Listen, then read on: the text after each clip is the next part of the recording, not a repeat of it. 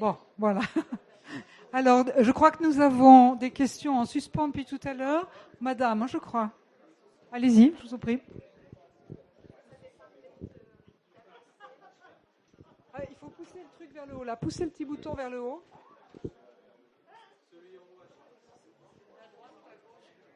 Allez-y.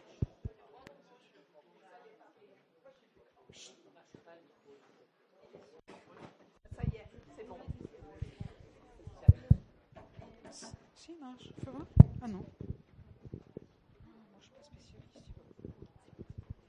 Attends, Sur les progrès des maladies sur la génétique. on va voir si moi je trouve Oui. ça mieux. Mais... Est-ce qu'on peut penser qu'il va y avoir des recherches sur les maladies génétiques orphelines? Alors, là, c'est une question qui s'adresse. Maladie orpheline, il faut déjà savoir ce que c'est. Les maladies orphelines ne sont pas que Non. les maladies génétiques. Non, mais là, dans ce cas-là, maladie Oui, bien génétique entendu, bien orpheline. entendu. Alors, vous avez des sites, un site qui est ouvert au grand public comme aux médecins, qui est assez intéressant, même s'il faut faire attention, il n'est pas toujours à jour, qui est le site Orphanet, je vous le donne parce qu'il n'y a pas de secret. Et sur ce site, vous pouvez d'ailleurs vous amuser, entre guillemets, à aller voir la maladie génétique qui vous intéresse ou autre, puisque le cancer du sein ou les maladies infectieuses, certaines maladies infectieuses font partie d'ailleurs de ce site. Et vous avez possibilité de savoir quels sont les projets de recherche, les médicaments orphelins de telle ou telle maladie. Donc vous verrez, il y a des maladies malheureusement orphelines à double titre, puisque personne ne les connaît. Il y a personne, quand il y a une personne sur 1 million ou 10 millions, vous avez moins de chances, entre guillemets, d'avoir une approche thérapeutique par rapport à d'autres maladies. Il y a des maladies emblématiques. Tout à l'heure, on parlait de la Corée. Ça fait partie des maladies emblématiques. Les gens qui sont capables de guérir une Corée de Huntington un jour, voilà, c'est quelque chose. La mucoviscidose, c'est des maladies extrêmement fréquentes. Il y a une personne, je sais pas, on est 60 là, ou 40, ou 60, on va dire. Bon, là, il y a 5 personnes hétérozygotes. Il y a 5 personnes porteurs d'une mutation. Ah oui, Donc, c'est vraiment fréquent. Vous risquez de faire un enfant avec quelqu'un qui est hétérozygote dans cette salle. Et avoir un risque sur 4 d'avoir un enfant atteint.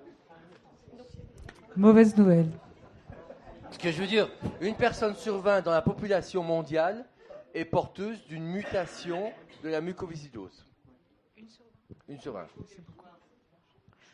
Et cette personne, si elle rencontre une autre personne qui est porteuse de la mutation... Alors, ce qui est intéressant sur un plan philosophique, peut-être, c'est que vous vous dites... Tout à l'heure, j'ai entendu le terme de porteur sain.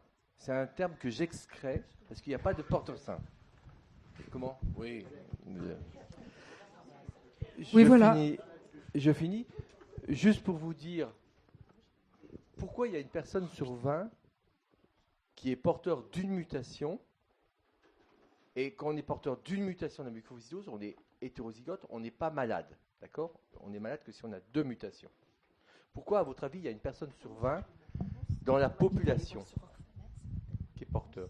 Et je vous pose la question parce que c'est intéressant dans la discussion de ce soir par rapport à l'évolution de l'espèce. Si vous êtes porteur d'une mutation, enfin si un individu sur 20 est porteur d'une mutation, cet individu a un avantage sélectif. L'avantage sélectif, c'est que cet individu, s'il est confronté au vibrion cholérique, donc au choléra, simplement. Bon. Si cet individu est confronté à une épidémie de choléra, il ne mourra pas de diarrhée cholérique, comme on mourait à une époque, parce qu'il y a un dysfonctionnement très minime au niveau des cellules intestinales qui fait que la toxine qui est fabriquée par la bactérie ne pénètre pas dans les cellules intestinales et les gens ne meurent pas de choléra. Ce qui explique qu'en fait, il y ait une personne sur 20 dans le monde, qui est porteur d'une mutation parce qu'il y a eu une pression de sélection. Ça veut dire expliquer pression de sélection. Ça veut dire qu'en fait, ils ont été favorisés. Voilà. Quand vous n'avez pas de diarrhée, vous pouvez faire un enfant après. Voilà.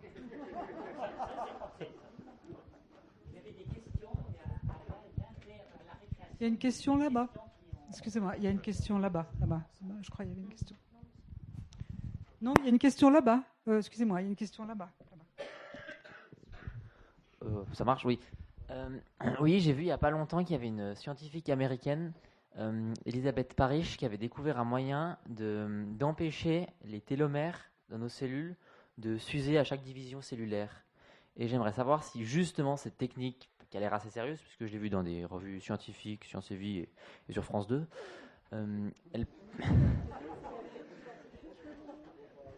elle permettrait, si elle était mise en œuvre, de véritablement arrêter le vieillissement. Ou s'il y aurait d'autres causes qui provoqueraient, qui continueraient, qui feraient en sorte que l'humain continue à vieillir, et si finalement ce genre de progrès scientifique permettrait de voir si le vieillissement peut être vu ou doit être vu comme une maladie, plus comme quelque chose de naturel. Est-ce que le vieillissement est une maladie qu'on peut guérir ? Alors, déjà, je vais faire plaisir à Pierre, le télomère, pour ceux qui ne le savent pas, c'est l'extrémité distale des chromosomes. Ah, c'est à l'extrémité, vous êtes en Savoie, c'est le bout du chromosome. Voilà, c'est la partie haute, distale, c'est le point final. Donc c'est des structures extrêmement instables. Ce qu'il faut savoir, c'est que les télomères, en fonction de la population cellulaire, ont tendance soit à raccourcir, soit à diminuer. Donc déjà, on ne peut pas parler de réduction, raccourcir ou s'allonger. Voilà. Raccourcir ou s'allonger. Et en fonction du type de cellule, la physiologie veut que certains se raccourcissent plus tôt et c'est bénéfique. Et quand ils s'allongent, c'est un danger négatif. Et pour d'autres types de cellules, je pense aux cellules reproductrices, c'est l'inverse. D'accord ? Effectivement, dans les cancers, les télomères sont impliqués à différents niveaux.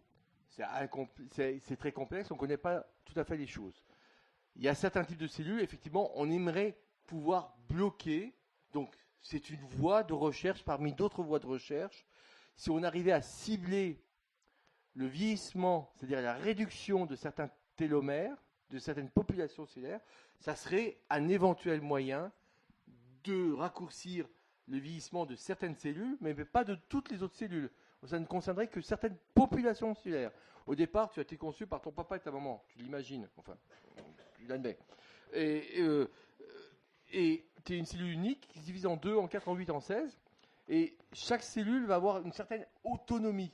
Ce qui est aussi très intéressant, et tout à l'heure dans l'intercours, on m'a fait la réflexion de dire, je l'ai dit mais pas trop fort, donc je vais le répéter, c'est qu'au fur et à mesure qu'on fait des découvertes, on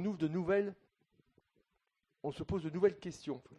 Et ce qu'il faut savoir, c'est que quand vous avez un gène connu avec une fonctionnalité dans un type de cellule, on ne sait pas forcément quelle est la fonctionnalité dans d'autres types de cellules. Donc il y a des environnements qu'on ne maîtrise absolument pas. Donc on a l'impression, on fait de grands progrès, mais il y a encore des tas de choses qu'on ne maîtrise pas. Et j'allais dire, les questions, le nombre de questions qu'on se pose sont proportionnelles au progrès que l'on se fait. Plus on fait des progrès, plus on se pose de questions. Et alors non, on va laisser parler. Pierre va parler sans doute sur la même question et puis tout de suite après, c'est ce sera sur la toi. même question. C'est sur la même question. Et James Sesnias a bien dit, si j'ai bien compris, James, il y a certaines cellules pour lesquelles on a pu, on pourrait prévoir un vieillissement ou qu'elles ne vieillissent pas. Elles sont des Mais autonomies pas- différentes. C'est-à-dire que autonomie certaines... différente. C'est-à-dire qu'on on peut pas là tout de suite actuellement empêcher globalement le vieillissement d'un individu. On peut empêcher le vieillissement de certaines cellules. C'est ça ? C'est pas tout à fait ça. Ouais, mais, ça me va ta réponse. C'est pas voilà. Ce que j'ai non mais pour revenir à votre question, hein, et vous posez la question du vieillissement maladie. Est-ce que c'est une maladie, donc est-ce qu'on peut le guérir ? Vous voyez, mais ça pose un énorme problème parce que si on arrive à empêcher de manière différentielle le vieillissement, on va avoir certains organes. Quels organes faut-il empêcher de vieillir ? On va empêcher de vieillir le cerveau, mais nos articulations vont vieillir. Par exemple, je prends. Vous voyez, donc ça pose des questions. Et puis supposons qu'un jour, on empêche complètement le vieillissement, ou bien qu'on puisse vivre très très très très très longtemps. Quel sens ça va avoir de vivre tout le temps? Voilà, vous voyez, donc ça pose question, hein. Et effectivement, mais pour autant, alors ça pose la question de la différence, comme on a vu tout à l'heure, de la médecine thérapeutique et puis de la prévention, de la prédiction. Effectivement, c'est un énorme problème. Voilà. Je peux proposer une question? Attends, parle plus fort ou Allô? Oui, bonsoir. Tout à l'heure, on a parlé de nanotechnologie au détour d'une phrase. J'aimerais savoir de quelle manière elles sont utilisées actuellement dans les traitements, dans les soins, et comment elles vont être utilisées à l'avenir. Alors le spécialiste n'est pas là. En cancérologie, il y a des petites choses comme ça. En nanotechnologie, on s'amuse, on couple à des nanoparticules des produits de chimiothérapie. On les envoie directement dans le foie et on fait de la chimiothérapie directement vectorisée, en fait, dans les sites tumoraux au niveau des métastases hépatiques, par exemple. C'est de la technique, ça s'appelle l'ipiodol, ça marche bien. Pour l'instant, on ne guérit pas les maladies, hein. Ça permet simplement d'avoir du retard à la progression, mais on utilise parfois les nanotechnologies dans ce sens-là. Après, on peut imaginer, typiquement, là, on introduit ça directement dans un organe, on utilise des microbilles. Le principe du foie, c'est comme une espèce de passoire, hein. Ça finit par bloquer un peu les choses, donc les billes finissent par se bloquer dans cette passoire-là, et à ce moment-là, la chimiothérapie diffuse directement de façon concentrée à cet endroit-là. Ça, c'est une des applications d'aujourd'hui. On peut en imaginer plein d'autres pour l'avenir, mais qui pour l'instant sont de l'ordre de la recherche très expérimentale. Pour compléter la réponse, mais... Non mais tu veux pas que je complète la réponse? C'est pareil, je vais dire la même chose que Isabelle, mais en génétique... Mélanie, en génétique, on a à peu près le même recours aux nanotechnologies, c'est-à-dire qu'on veut diffuser tel ou tel gène en fonction de tel ou tel tropisme, c'est-à-dire que, je vous ai dit il y a quelques instants que les gènes s'expriment dans certains tissus, dans d'autres tissus ne s'expriment pas. Je prends l'exemple du gène de la mucoviscidose, c'est des voies de recherche actuellement où on voudrait que, alors on avait essayé les virus, ça ne marche pas bien, on essaye avec des techniques des nanotechnologies d'aller faire en sorte que le gène sain aille à l'endroit dans le tissu où il puisse avoir une action. Voilà. Je n'en dirai pas plus parce que... Une question juste là. Il y a monsieur... Après, il peut faire... Oui, j'ai deux questions à vous poser, mais la première, c'est on voit très difficilement la différence qu'il y a entre recherche fondamentale, recherche expérimentale et mise en œuvre. Il semblerait que de la recherche fondamentale, on soit déjà en expérimentation, on soit déjà chez les patients. Ça m'étonnerait, hein. Et la deuxième question, c'est à vous, le manque de définition que vous avez donné à citoyen. Parce que si on prend les citoyens français en médecine ou dans n'importe quoi, bon, c'est gentil, mais il y a le monde entier, et comme vous l'avez bien dit, si en France, on a un regroupement de citoyens qui ne veulent pas quelque chose, je pars en Suisse, je pars en Chine, je pars aux États-Unis, et j'ai. Donc là, c'est un manque de définition de votre part quand vous avez parlé de citoyens. Voilà, c'était tout. Et voilà, je vous remercie de votre question, parce que la réponse est dans la question. J'ai jamais voulu limiter aux petits villages gaulois qu'on représente en France. Non, non. Partout dans le monde, il existe une recherche. Qu'est-ce qu'on fait de cette recherche? Quelles applications veut-on en faire? Et cette recherche et ces applications vont être à destination d'une population d'une population mondiale, de manière très différente d'un endroit à l'autre, mais le principe peut rester le même, d'une réflexion au niveau de cette population, et la réflexion va être complètement différente d'un endroit à l'autre. Quand je dis une réflexion citoyenne, l'implication des citoyens dans la réflexion, j'ai jamais voulu dire c'est limité à la réflexion franco-française. Non, non. Est-ce que je suis clair là? Voilà, et l'autre question Et en sachant que le citoyen chinois va complètement réfléchir différemment du citoyen européen, du citoyen nord-américain, et que ça nous oblige à prendre conscience de nos différences, de nos divergences, et de faire avec. Oui. Hein, voilà, j'espère avoir répondu il y avait une clairement deuxième et brièvement. une deuxième question. Sur la question des essais, alors clairement ça va plus vite, ça c'est incontestable, mais on va pas quand même aussi vite que ce que vous décrivez, c'est-à-dire de la recherche in vitro versus puis l'essai thérapeutique et la diffusion. Il faut quand même savoir que dans c'est les laboratoires pharmaceutiques qui ont en gros la puissance de recherche actuellement, une grosse, pas que, mais une grosse partie en tout cas. Faut savoir que dans leur pipeline, il y a quasiment 9 molécules sur 10 qui vont être jetées, qui vont pas aller plus loin que de la phase, on va dire, précoce, c'est-à-dire éventuellement la phase 1, où c'est testé chez des malades, un très petit nombre de malades. On s'aperçoit que c'est toxique et que ça marche pas, grosso modo, puis hop, la molécule est dégagée. Mais effectivement, de fait de la diffusion de l'information maintenant, de l'information des malades, que ça circule beaucoup, et assez vite, dès que les essais sont ouverts, ils sont très vite, c'est tout de suite des phases 2, c'est-à-dire des petits nombres de malades qui sont très vite étendus en phase 3, avec un nombre de malades bien plus important, et puis derrière des autorisations de mise sur le marché qui sont extrêmement rapides, derrière un bénéfice prouvé sur une molécule. Donc la recherche va plus vite, mais il y a quand même encore, ça va pas aussi vite que ce qu'on le pense là. Dans le même esprit, je voudrais faire une réflexion importante. Alors, je ne sais pas si certains sont passés devant le Why Not ou le bar à tapas, que je ne sais plus comment ça s'appelle maintenant, ou ça s'appelait le truc rouge avant, je ne sais plus quoi, la friterie, enfin là-bas. Il y a un panneau publicitaire où vous avez dû voir une publicité sur Imagine. Et bien, ça n'a rien à voir avec John Lennon. C'est l'Institut Imagine à Necker.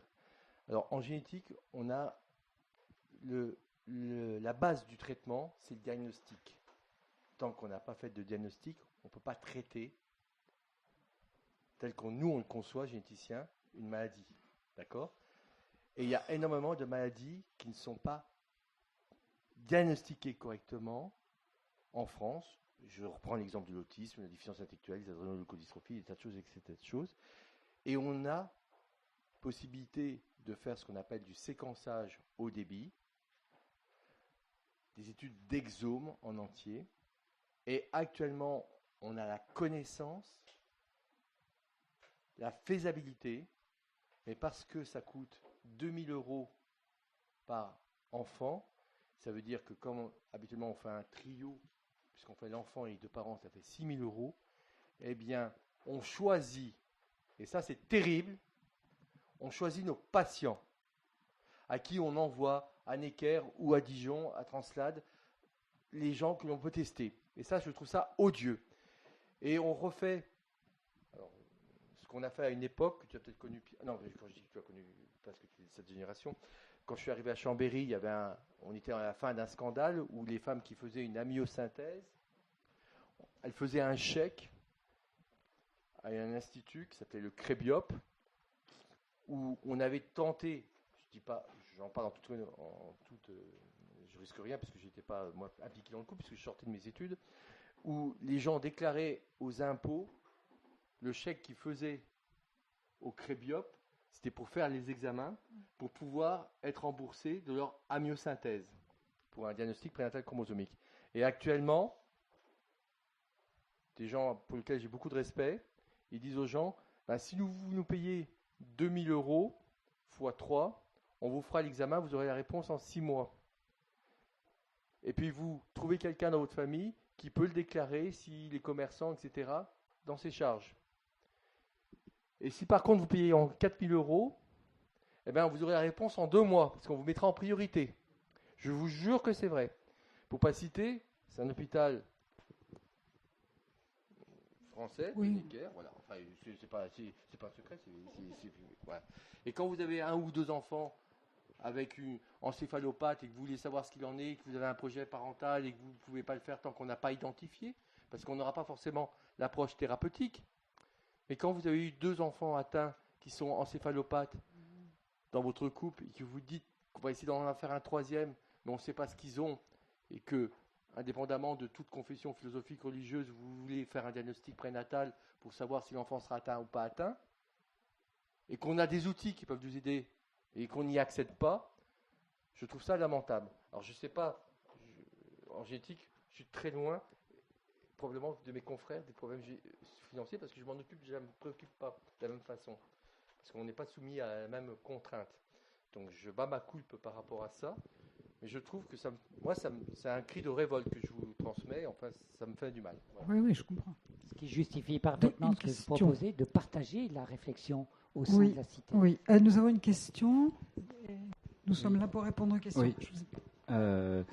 Oui, justement, ma question va aller dans le sens un peu de la discussion actuelle.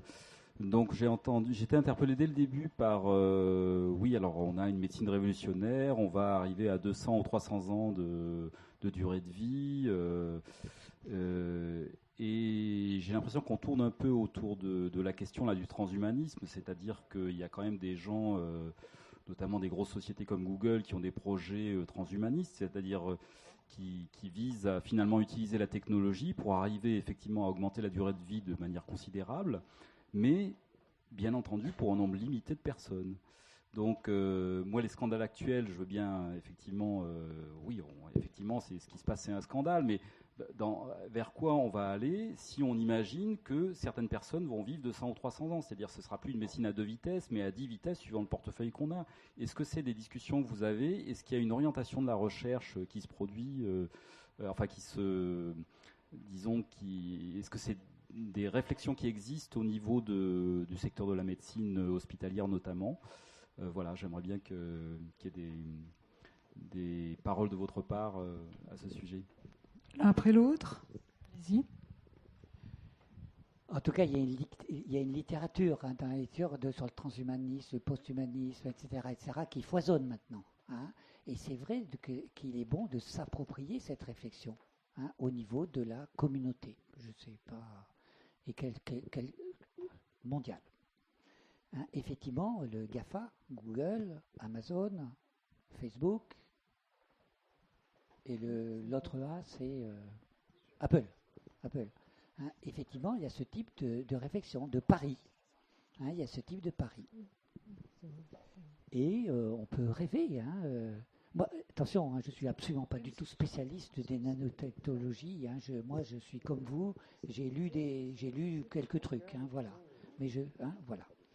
Et il y a une espèce d'imagination de techniques qui permettraient avec les techniques issues de la réflexion sur les nanotechnologies. Les nanotechnologies, et attendez, nanotechnologie, ça ne veut rien dire du tout, mais là, je parle devant des scientifiques sous votre regard. C'est 1 milliardième de mètre. Et à l'échelle de, par exemple, de la Terre, c'est le rapport entre la Terre et une noisette. Le rapport entre 1 mètre et 1 milliardième de mètre, c'est le rapport entre la Terre. Vous imaginez? Alors, d'après ce que j'ai cru comprendre de ce que j'ai lu, il y aurait des tas de techniques qui pourraient être possibles pour lutter contre telle ou telle maladie, prévenir le vieillissement, etc., etc. Et il y a des gens qui font un pari, oui. Alors après, on peut se poser de multiples questions sur le plan philosophique, sur le plan éthique. Qu'est-ce que ça veut dire que de vivre de manière immortelle? Et puis ensuite, qui va vivre ou bien la mortalité, ça pourrait être par accident.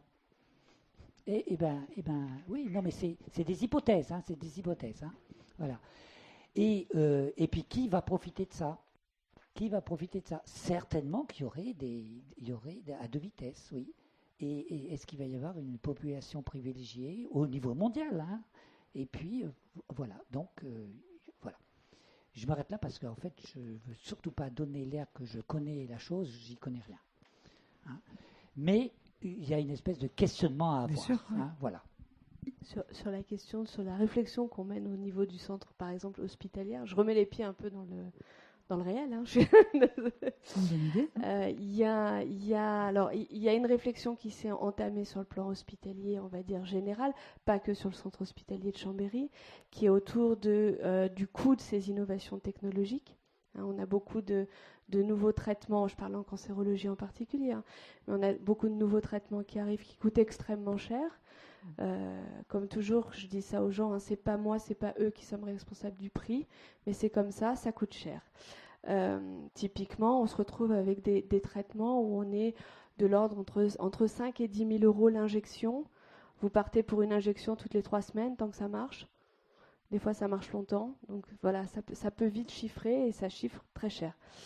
Du coup, il y a une réflexion qui est en cours au sein des institutions, à la fois des institutions de la sécurité sociale qui payent, des établissements hospitaliers, qui est de dire on va peut-être ne plus prendre en charge un certain nombre de molécules qui ont montré un bénéfice modeste ou nul, mineur, pour pouvoir permettre de prendre en charge ces innovations technologiques. Ça c'est une des voies de réflexion. C'est pas toujours, enfin, c'est pas si simple, hein, parce que du coup, enfin, à la fois ça nous donne à revoir une partie de nos pratiques, pas toutes, mais une partie, j'allais dire les schémas thérapeutiques recommandés par les sociétés savantes sont plus ceux qui sont entre guillemets autorisés par l'autorité de santé et en tout cas par les remboursements hospitaliers derrière. Donc pour les hôpitaux, ça peut créer des gros manques à gagner. Il y a une autre piste de réflexion qui se fait en hématologie et qui est, ma foi, je trouve pas complètement inintéressante, qui est de dire que les laboratoires qui financent les médicaments, ils les financent pour les 4 premières injections. Soit le patient est répondeur, à ce moment-là, l'hôpital prend en charge la suite. Soit le patient n'est pas répondeur et c'est terminé. Voilà. C'est une autre façon de voir les choses. Voilà. Mais en tout cas, c'est clairement cette réflexion-là, en tout cas en France, elle est en marche. En cancérologie, elle est clairement en marche.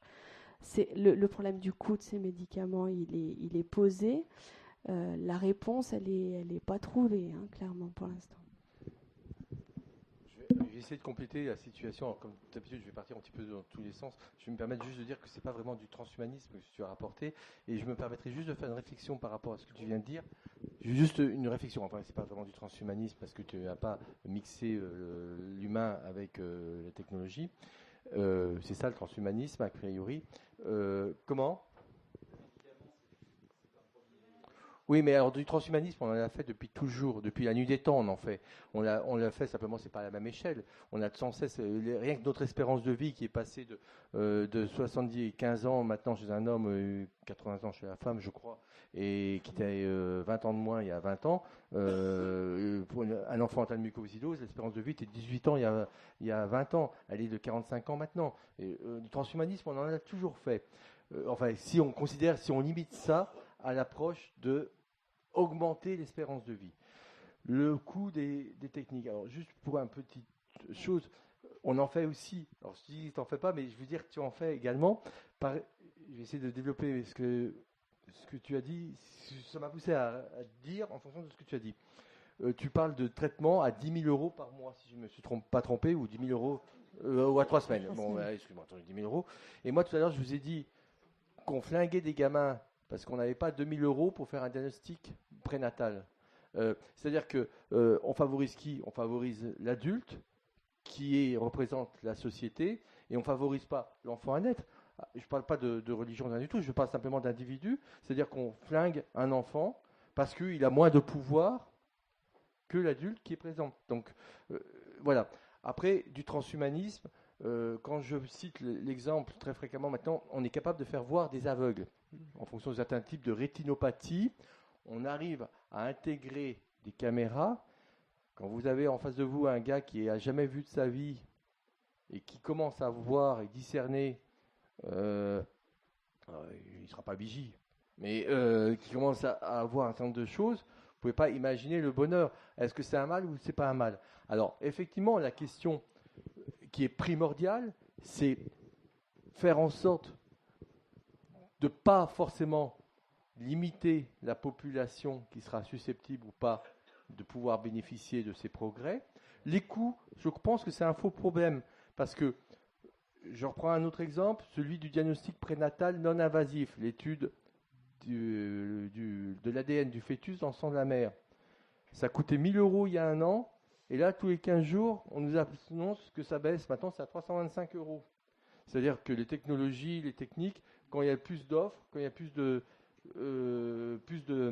d'offres, forcément, il faut mettre au point les choses, il faut que les compagnies fassent leur profit, c'est normal, mais ça diminue. Donc tout va diminuer à un certain moment. Vos médicaments qui seront très efficaces, après c'est une question de politique et autres, mais on peut penser que le prix des médicaments sont censés diminuer, d'accord ?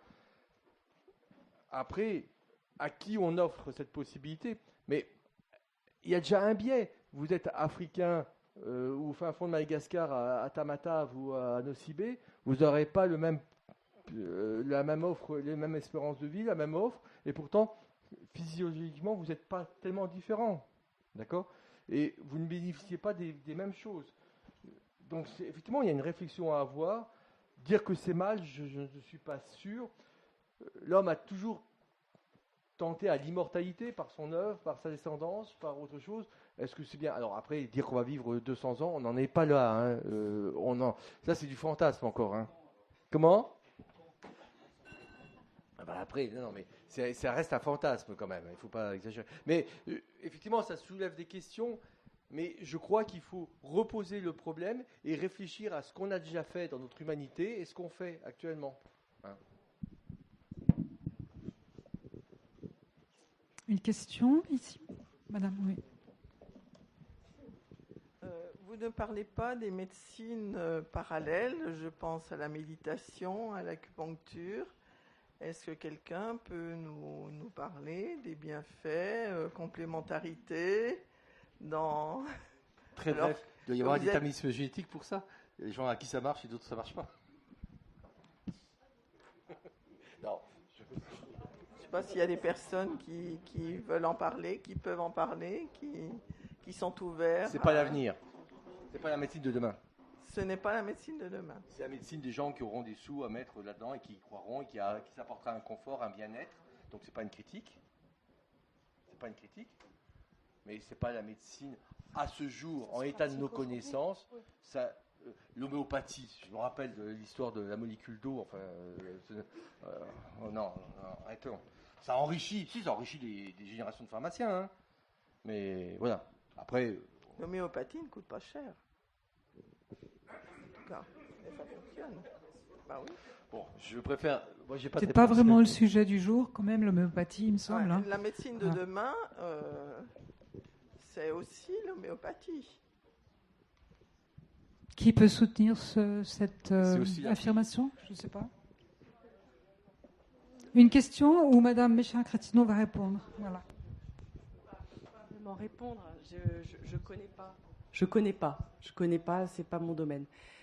Par contre, c'est vrai qu'il y a une forte demande par rapport à ça. Et pour moi, ça rentre dans ce qu'on appelle les soins de support. Donc c'est important. C'est important parce que ça permet, en particulier pour des pathologies qu'on ne sait pas guérir et avec lesquelles il faut vivre, ça permet à des patients de mieux vivre. Donc du coup, ça a sa place dans la prise en charge thérapeutique. C'est pas notre spécialité, c'est pour ça que peut-être vous avez effectivement cet écho-là. Donc nous, dans le cadre des soins de support à Chambéry, on a un homéopathe qui consulte et à qui on envoie les patients. Donc effectivement, on peut répondre à ce genre de demande, mais c'est pas nous qui répondons directement parce que on connaît pas. Voilà. Et c'est incontestable que ça rend service à certains patients. Voilà. Après, vous avez parlé de la méditation. Bon, on a parlé de l'hypnose. Ça fait partie aussi des médecines comportementales. Je pense que ça peut aider à vivre. Effectivement, ça peut aider pour certains patients et pour d'autres non. Voilà, ça a sa place. Je pense que ça aura toujours sa place. On aura toujours besoin de toute façon. Donc effectivement, ça fait partie de la médecine de demain parce qu'on en aura toujours besoin. On aura toujours besoin de médecine, de soins de support. Le danger, et peut-être que c'est pour ça qu'on réagit, nous, médecins allopathiques, comme ça, c'est que ce qu'on redoute, c'est que des patients qui aient une maladie grave se reposent uniquement sur ce type de prise en charge. Ça, on en connaît les limites. Et là, par contre, on dit non. Par contre, quand ça vient en complément, effectivement, là, on est tout à fait d'accord. Voilà. Pour reprendre, parce que bon, je suis un petit peu bruit de décoffrage, hein, vous savez, voilà, je suis un Guyane, mais pour reprendre, moi j'assimilerais, alors je vais être sévère, mais je vais essayer d'être diplomate. J'ai encore lu, je suis tombé récemment sur une revue, parce que ça m'intéressait, justement, je me suis posé des questions par rapport à différentes choses. Tiens, deux choses. Cet après-midi, je viens de recevoir un mail du SOC rugby où on me demandait l'intérêt pour gérer l'équipe de rugby de Chambéry qui veut monter en Pro D2, parce que je m'occupe du SOC rugby, l'intérêt de la cellulothérapie. Et ils ont été démarchés par un monsieur que je ne connaissais pas. Donc j'ai regardé un petit peu, qui était nommé professeur de je ne sais plus quoi. Et j'ai regardé sur PubMed, donc le site des publications. Donc sa dernière publication avant qu'il meure date de 1951. Elle n'est pas traduite. Enfin, ils ne savent même pas dans quelle langue elle est. Donc en fait, c'est une grosse arnaque. Donc ok. Bon, je vais leur dire ça. Je dirai ça au match. D'ailleurs, je vous conseille tous d'aller voir le match dimanche, retour du SOC rugby. Voilà. Deuxièmement, l'homéopathie, si on me trouve un article où on démontre un effet thérapeutique de l'homéopathie, et je ne suis pas en contradiction avec ce que dit ma consoeur, je suis preneur. Alors après que ça a un effet placebo ou nocebo, toutes ces médecines qu'on dit pour l'instant, alors peut-être qu'on aura effectivement de nouvelles découvertes, mais ça ne reste, il faut le mettre au même titre qu'un placebo ou qu'un nocebo dans une approche thérapeutique actuellement. C'est mon sentiment. Voilà. Je crois que un point de vue en reprenant ce que vient de dire James Finas et puis ce que nous a dit Isabelle Méchin, et puis en pensant à la question posée tout à l'heure que l'avenir de la médecine technique et empathique, c'est globalement qu'il faut prendre en charge une personne, un individu dans la relation soignant-soigné. C'est ça, entre autres, la médecine de demain, avec une préoccupation tout à fait particulière que la personne soignée soit parfaitement informée, au courant de ce qui lui est proposé. C'est vrai qu'il faut être très prudent quand il est possible, par exemple, de guérir une maladie avec des thérapeutiques classiques et que, au nom de l'utilisation de médecine dite alternative, parallèle, la personne met carrément en danger sa vie. Ceci dit, on a l'obligation, de respecter le refus de thérapeutique. Je parle de refus de traitement, je ne parle pas de refus de soins d'une personne correctement informée qui, correctement informée, va renouveler un refus et qui va à la fois refuser un traitement, refuser des investigations, mais être toujours demandeuse qu'on prenne soin d'elle, avec la possibilité pour elle de changer d'avis. Ça, manifestement, il y a une forte demande dans la population d'être prise au sérieux dans ce sens-là, et ça doit être respecté. C'est ça la médecine empathique et technique. Offrir un choix et respecter la logique du refus. Bien sûr. Mais ça nécessite, alors, quand j'ai dit ça, j'ai tout dit et rien dit, parce qu'on est de plus en plus face à des populations vulnérables, des populations qui ont une atteinte des fonctions cognitives, qui peuvent être ambivalentes, dont le choix n'est pas certain, dont le choix peut varier, et pour lequel on a une obligation de sollicitude, de bienfaisance, etc., etc., etc. D'où l'intérêt de cultiver cette relation soignant-soigné, de cultiver toutes les dimensions de la relation et pas uniquement une dimension technique. Voilà. Est-ce que ce que les gens pensent, qu'ils ont dans la tête, leurs sentiments, leur humeur, a une influence sur leur maladie? Qui veut répondre?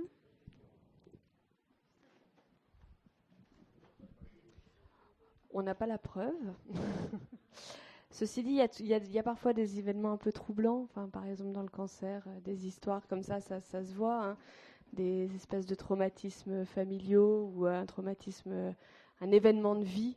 Et puis, quelques mois après, la découverte d'un cancer du sein, par exemple. Mais c'est pas. Je veux dire, on a aussi le droit de faire son cancer sans avoir eu d'événement de vie traumatisant. Et puis, on peut passer au travers d'un événement de vie traumatisant sans déclarer son cancer, hein, typiquement. Donc, j'allais dire, c'est sûr que quand on vit ce type d'événement-là, quand on vit une maladie grave, quelle qu'elle soit, si vous êtes en meilleure humeur, ça se passe. Enfin, en tout cas, votre prise en charge se passera mieux que si vous êtes déprimé, en colère. Mais après, à nous aussi en face d'essayer de passer ces étapes-là avec les gens. Hein. Enfin, je veux dire, accepter un diagnostic de maladie grave, c'est jamais comme ça sur une annonce et puis ça y est, c'est bon, c'est accepté. Hein. C'est forcément des moments difficiles. Je crois que c'est toujours à respecter, c'est pas forcément à médicaliser. Hein, on a le droit d'être déprimé quand on apprend qu'on a une maladie grave. Enfin, moi, ça me paraît raisonnable. Après, toute la question est de savoir comment ça retentit après dans la vie des gens, qu'est-ce qu'ils en font de ce traumatisme-là. Je crois il y a une espèce d'injonction comme ça, des fois qu'on voit des familles qui est, mais faut qu'il ait du courage, faut qu'il y croie, sinon ça va pas marcher. Alors ça, moi je casse assez vite ça en disant, attendez. Le médicament, il marchera, qu'il soit déprimé ou pas déprimé, il marchera ou il marchera pas, mais ça ne changera pas en fonction de son état psychique. On a le droit d'être déprimé dans ces situations-là, je crois qu'on a le droit de le dire, on a le droit de l'exprimer, à nous de pouvoir l'entendre, y compris les familles, et puis de travailler ça, et puis d'essayer de faire que cet état-là, qui peut être parfois difficile psychologiquement, on puisse les faire avancer vers autre chose, pour leur permettre de mieux accepter leur maladie. Mais je crois qu'il n'y a pas vraiment de relation, en tout cas il n'y a rien d'écrit clairement en disant... il y a stress égale maladie cancéreuse, par exemple. Excuse-moi. Juste la réponse complémentaire, il faut prendre l'individu dans sa globalité. Et quand vous parlez de troubles de l'humeur, il peut y avoir... Quand vous parlez de troubles de l'humeur et de maladies associées, ça peut être effectivement une conséquence, peut-être. Ça peut être aussi un statut, entre guillemets, génétique. On connaît très bien des gènes de dépression, de bipolarité, de troubles de l'humeur, de mélancolie, etc., etc. D'anorexie, on vient de découvrir le premier gène responsable d'anorexie, alors que c'était la seule maladie psychiatrique pour laquelle on n'avait pas identifié de prédisposition génétique. Vous voyez, donc on peut avoir différents problèmes. Je vais prendre un autre exemple qui n'est pas du tout dans le domaine. Je vais reprendre l'exemple de la ménopause. Il m'arrive de voir... Oui, non, mais ça vous fait sourire peut-être, mais... Ah bon, j'ai cru entendre un sourire. Ouais. La ménopause, je vois des fois des familles avec un enfant avec un retard mental. Toujours problématique, garçon, femme, une grand-mère. Et puis, je vous pose la question, il y a une maladie qu'on appelle le syndrome de X fragile de type A, qui est extrêmement fréquent dans la population générale, qui se traduit par des enfants qui ont un retard scolaire sévère, un retard mental sévère, en passant par des troubles du comportement, psychotiques, voilà. Et une maladie qui augmente de génération en génération, transmise par les femmes qui sont parfois atteintes. Et je pose toujours la question, à quel âge votre maman a eu sa ménopause? Bon, toutes les femmes ne sont pas au courant.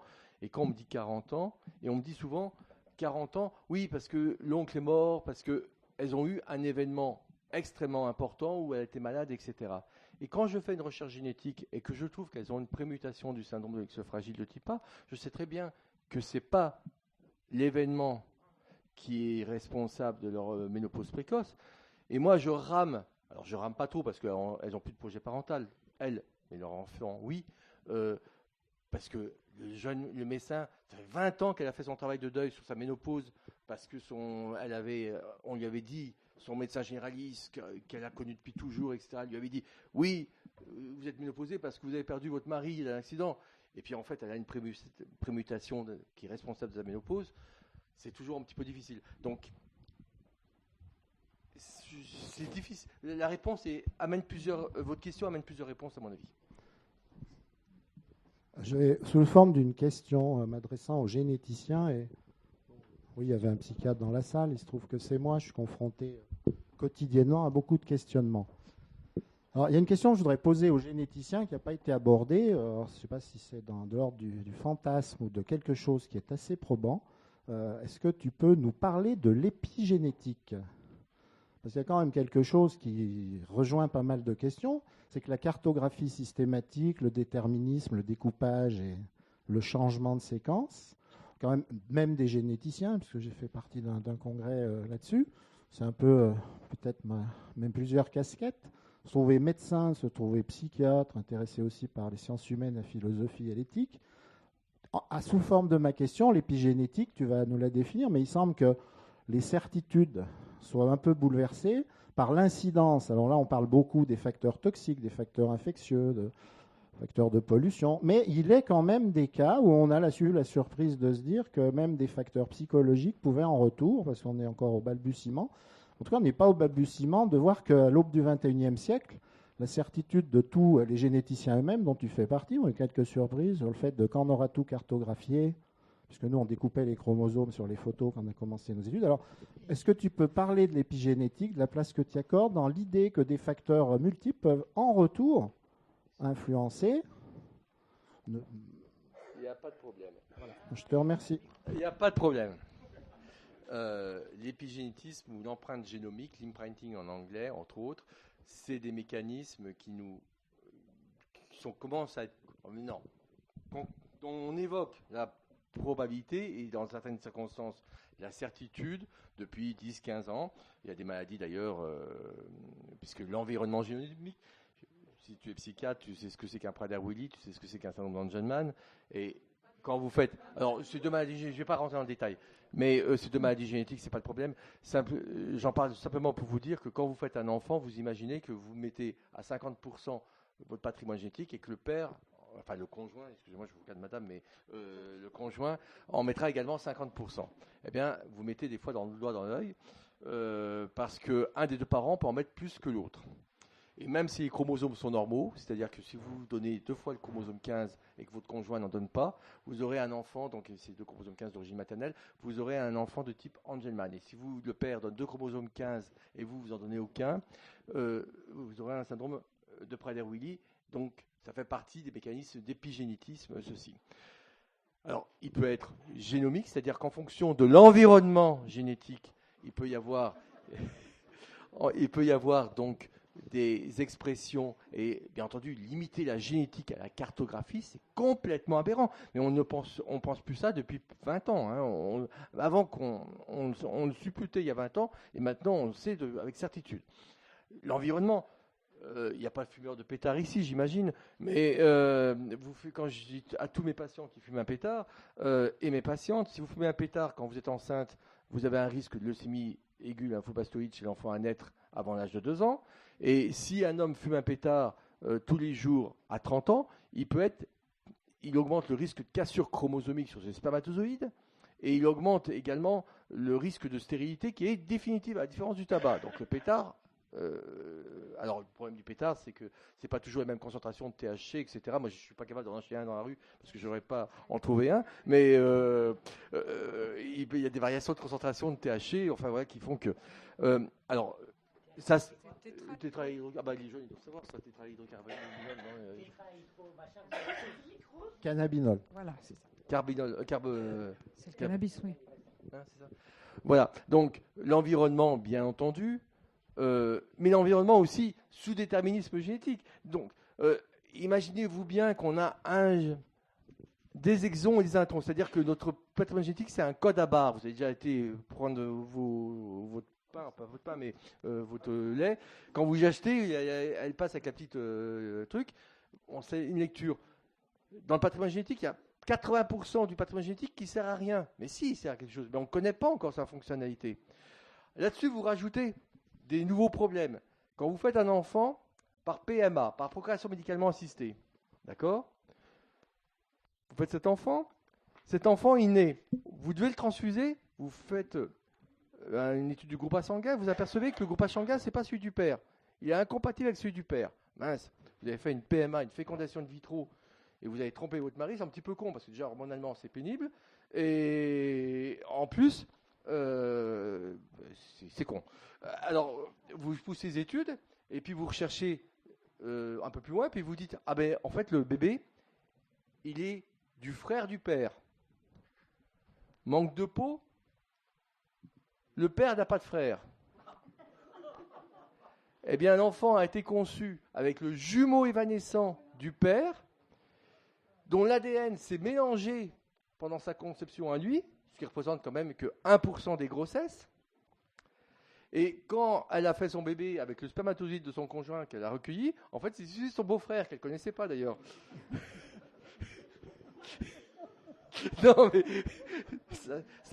et là, on est tombé dessus parce qu'on avait un groupage sanguin et qui en plus n'était pas compatible avec celui du père. Il a fallu des circonstances, hein. Oui, c'est un peu Parce que complexe. si le père si le frère avait eu le même groupe sanguin de son frère, on n'aurait jamais imaginé cette chimère. Donc ceci contribue à complexifier l'interprétation. Donc environnement, origine parentale des chromosomes, le frère ou la sœur, parce que c'est pareil pour une sœur, qu'on ignore, etc., etc. Donc entièrement raison, l'épigénétisme, c'est une voie de recherche extrêmement complexe, qu'on aborde prudemment encore parce qu'on ne connaît pas grand-chose dessus, mais qu'il va falloir, sur lequel on travaille énormément. La définition de l'épigénétique? C'est tout ce qui est autour, c'est l'environnement génomique. Donc, il peut être exogène comme endogène, c'est-à-dire il peut être en dehors du patrimoine comme dans le patrimoine. Et finalement, seul l'imprévisible est sûr, quoi.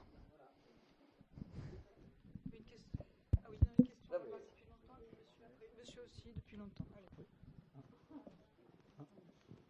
Attends, D'ailleurs, oui, il faudrait quand même que... Nous allons prendre encore 2 questions qui sont en suspens depuis assez longtemps. Monsieur, et après, je suis désolée, mais je crois qu'on va arrêter les questions. D'accord, merci de prendre ma question. Je me pose une question en fait, sur ce qu'on considère comme une connaissance scientifique en médecine. C'est-à-dire, en fait, j'ai l'impression que finalement, vous parliez tout à l'heure il faut démontrer donc, pour ce qu'on appelle des pseudosciences. Je suis tout à fait d'accord avec vous. Donc ça veut dire démontrer, c'est établir une chaîne de causalité entre un facteur et puis derrière le symptôme. Donc on ne fait pas que traiter le symptôme, on explique. Sauf que j'entends dire que on connaît la cause quand on a juste une corrélation statistique. Et ça, c'est vraiment quelque chose qui m'inquiète un peu. Est-ce que vous pouvez m'expliquer, par exemple, le lien exact de causalité qu'il y a entre le gène de l'autisme et l'autisme, le gène de l'anorexie et l'anorexie? Ou alors, non, on ne dit pas qu'on a trouvé une cause, on a juste une corrélation statistique. Donc je doute bien que voilà, c'est pas ce que vous faites. Mais du coup, quelle est... et puis j'entends aussi qu'on a des phases dans les médicaments, mais là encore, c'est beaucoup des études statistiques. Et puis j'entends aussi dans la presse qu'on va vers le big data et qu'on va faire des diagnostics en traitant de façon statistique à l'échelle d'une collectivité. Donc, à la fin, est-ce qu'on fait encore de la science ou est-ce qu'on fait juste travailler des ordinateurs et des statistiques et on perd quasiment la notion en fait de connaissances scientifiques, de causes, etc. Voilà, donc je suis un petit peu perdu dans tout ça. Est-ce que vous pouvez m'éclairer? Merci. Je vais y aller, puis vous compléterez pour me reprendre et me corriger. Déjà, quand vous dites science, tout est de la science. L'étude des populations, les corrélations, c'est de la science aussi. Donc il faut savoir ce qu'on veut entendre par là. Après, on a des certitudes par rapport à des mécanismes. Alors je parle de ma laiterie, de la génétique. On a des certitudes de mécanismes et on trouve des tas d'anomalies dont on ne sait pas véritablement quoi faire également. Donc là, avant de faire quoi que ce soit, et d'ailleurs pour vous donner le meilleur exemple, c'est que quand on trouve on a de plus en plus, on n'emploie plus le terme de mutation, on emploie le terme de variant ou de polymorphisme, parce qu'on ouvre le parapluie, on a une prudence pour se dire, on va tellement dans le très petit qu'il y a des choses pour lesquelles on ne sait pas si on doit conclure au caractère délétère ou pas délétère. Alors après, bien entendu, on est confronté à une souffrance, à un questionnement, etc. Et quand vous avez dans une fratrie 15 personnes qui ont la même caractéristique génétique et qui présentent le même symptôme, et que les 15 autres qui n'ont pas cette caractéristique génétique, on en fait des conclusions, on en tire des conclusions qui souvent sont exactes, d'autant plus qu'on a des outils, je parle de la génétique, on a des outils mathématiques de prédiction, c'est-à-dire qui évoluent, mais on arrive en fonction des réarrangements génomique, en fonction des fautes d'orthographe, à estimer ou pas la probabilité du caractère délétère ou pas délétère. Mais vous seriez extrêmement surpris de la façon dont sont rendus les résultats, y compris quand on élimine une anomalie, avec d'extrême prudence. On pourrait penser qu'on est en Normandie, tellement on répond peut-être bien que oui, peut-être bien que non. C'est toujours probablement. Un résultat normal ou un résultat anormal, normalement en génétique, doit être systématiquement contrôlé. Il y a des laboratoires qui nous l'imposent, parce que moi je travaille avec toute la France, toute l'Europe. Il y a des laboratoires qui nous l'imposent, d'autres ne nous l'imposent pas. Moi je le fais systématiquement quand il y a des caractères très délétères de maladies un peu plus exotiques que les autres. Mais vous imaginez tout contrôler, non pas contrôler par une erreur de tube, mais contrôler pour être sûr qu'on a bien fait l'expertise correctement par rapport à une technologie. Et encore, à côté de ça, je vous dis, on rend des résultats, des fois anormaux. Alors, je vais vous citer un exemple et après je passerai la parole à mes confrères. J'ai été tout récemment nommé expert dans un dossier qui impliquait 4 CHU. Ce dossier était le fait qu'une femme avait eu un enfant avec une épilepsie, un encéphalopathe épileptique, de sexe masculin, et le CHU qui a pris le dossier en charge s'est orienté par rapport à des signes cliniques, j'ai démontré d'ailleurs qu'elle s'était trompée, vers une maladie génétique. Il y a eu, sans aucun doute, une erreur de laboratoire, non pas au niveau génétique, mais au niveau des examens de biologie, qui n'ont pas respecté certaines conditions de prélèvement, qui a aidé à l'orienter vers une fausse conclusion. Donc elle a demandé l'étude d'un gène. Or, le père avait une mutation et la mère avait une mutation. Pour une maladie récessive, il faut avoir 2 mutations. Et l'enfant qui était né avait 2 mutations. Donc, elle a conclu, c'est cette maladie. Les gens, entre guillemets, contents, se sont dit, on va pouvoir faire un second enfant. Ils font un second enfant et, je finis. Excusez-moi de partir, je vous embête. Non, Ils veulent partir. Ouais. Je suis désolé, je vais être plus court. Non, mais je suis bavard. Sur ces 2 mutations, ce que j'ai oublié de dire, c'est qu'il y en a une qui était connue dans la littérature mondiale, parce qu'on a des banques de données, et l'autre, par l'outil mathématique, avec un 3e CHU, ils avaient considéré qu'il y avait un caractère probablement délétère. Femme enceinte, on teste de nouveau l'enfant à naître. L'enfant, une seule mutation, maladie récessive, on dit il n'y a pas de problème, l'enfant va être normal. L'enfant naît, l'enfant handicapé. Donc l'ONIAM, l'organisme de recouvrement, de réparation, s'est tourné vers moi, m'a demandé une expertise. Et en fait, il y avait une petite erreur. Voilà, cliniquement, ça ne collait pas vraiment, mais il y avait quand même 2 mutations. Et en fait, les études génétiques ont été menées, donc on a mis en cause, on a pu bénéficier du fameuse étude d'exome, et on a pu identifier une autre maladie génétique qui concerne ces 2 enfants. C'est-à-dire qu'on avait fait un diagnostic qu'on pensait être le bon diagnostic, ce n'était pas le bon diagnostic, et malheureusement, c'est une famille qui vit un drame, parce qu'ils vont refaire un 3e enfant peut-être, mais voilà. Allez, j'étais bavard. Voilà, on va prendre la 2. Ah, pardon. Allez-y. Toujours Mélanie, je ne sais pas changer. Juste pour compléter sur les essais thérapeutiques et le fait d'une médecine basée un peu sur la statistique, c'est pas faux. Hein. Enfin, je veux dire, quand même, il y a, en tout cas, l'arrivée des nouveaux médicaments est basée sur des essais thérapeutiques. Les essais thérapeutiques, ils sont basés sur des comparaisons de population.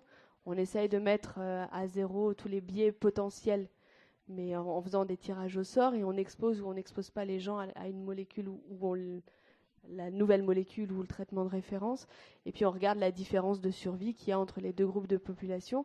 Parfois on conclut à des différences qui sont dites significatives, c'est-à-dire qu'on dit qu'il n'y a pas c'est pas lié au hasard, qu'il y a une différence. Après, elle n'est pas significative, j'allais dire, sur le plan clinique, parce que des fois on se retrouve avec des différences statistiquement significatives avec une différence de 3 semaines. Donc sincèrement, avec des toxicités plus lourdes, est-ce que vraiment sur une survie, est-ce que ça vaut vraiment le coup ces 3 semaines de plus ou pas? Voilà, sur le plan clinique, c'est pas toujours ça n'a pas toujours de bonnes traductions. Et après, clairement, les essais thérapeutiques en ce moment, pas une partie, sont toujours faits. En gros, on teste la molécule un peu à l'aveugle. Hein, on ne sait pas bien comment ça marche, on y va et puis Et on verra bien le résultat statistique à la fin. Et quand ça marche, c'est quand ça marche qu'on se pose les questions ancillaires. On va chercher dans les résultats ancillaires pour savoir est-ce qu'il n'y a pas une explication qui pourrait dire ah ben oui, dans ce sous-groupe-là, ça marche pour telle et telle raison, parce qu'il y a telle mutation. Mais les essais ne sont pas du tout faits dans ce sens-là actuellement. Je prends une dernière question. Une question très courte. La médecine a fait et fera encore des progrès considérables. Est-ce qu'on peut penser qu'un jour, on expliquera les rares phénomènes de guérison spontanée?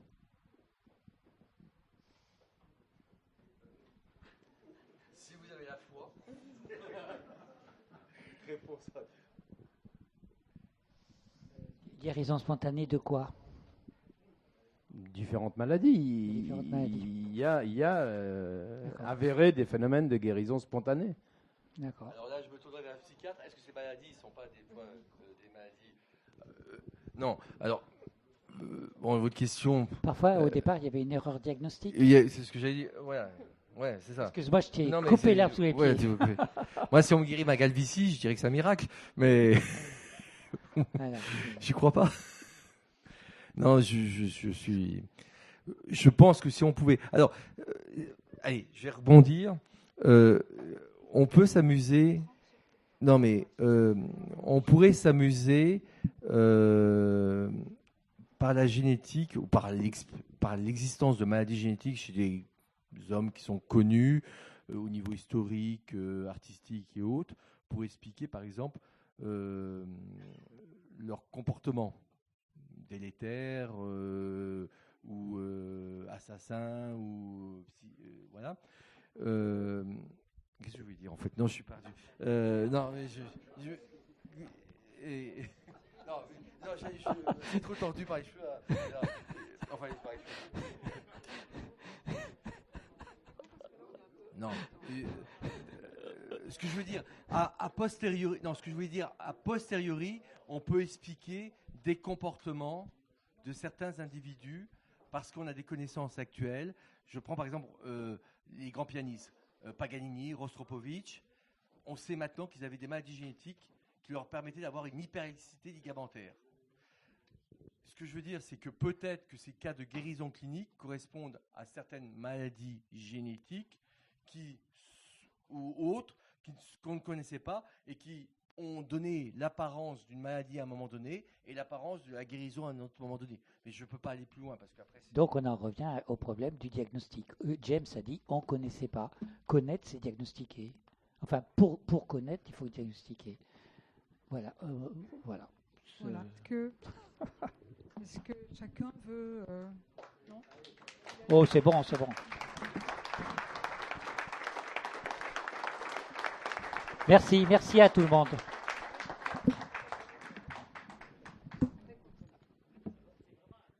Bonsoir mesdames, bonsoir messieurs. Est-ce que vous voulez ajouter un petit mot avant de partir les uns les autres là? Alors auparavant on faisait des petites conclusions, chacun faisait sa conclusion, mais alors là 30 secondes à chacun parce qu'on a dépassé les temps par rapport aux gens qui nous reçoivent. Conclusion pour partir plus tôt. Monsieur. Moi, je dirais que l'épigénétisme est quelque chose de passionnant et extrêmement interpellant parce qu'on maîtrise, on n'a vraiment que la partie haute de l'iceberg. Et déjà, la génétique, c'est un peu plus, mais là, c'est vraiment que la partie haute, donc c'est extrêmement important. Bonne route. Ils sont quasiment démodés au moment où ils sont écrits, ces bouquins.